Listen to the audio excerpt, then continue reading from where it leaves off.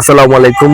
সিলেটের ঢাকা মহাসড়ক বাইপাস সড়কের মোমিনখোলা হুমায়ুন চত্বর এলাকায় ভয়াবহ সড়ক দুর্ঘটনায় এক পথচারী নিহত হয়েছেন। বুধবার সকালে 11:30টার দিকে একটি বাস, একটি প্রাইভেট কার ও একটি ভ্যান গাড়ি মুখোমুখি সংঘর্ষে এ ঘটনা ঘটে।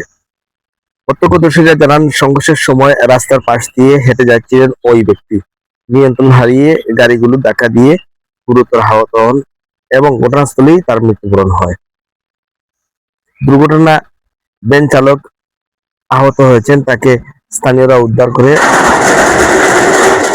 হাসপাতালে ভর্তি করেছেন। খবর পেয়ে পুলিশ ঘটনাস্থলে পৌঁছে যান এবং চলাচল স্বাভাবিক করে যান চলাচল স্বাভাবিক করে, তবে তাৎক্ষণিকভাবে নিহত ব্যক্তির নাম ঠিকানা পাওয়া যায়নি। তবে পুলিশ জানিয়েছে, নিহতের পরিচয় শনাক্তের চেষ্টা চলছে।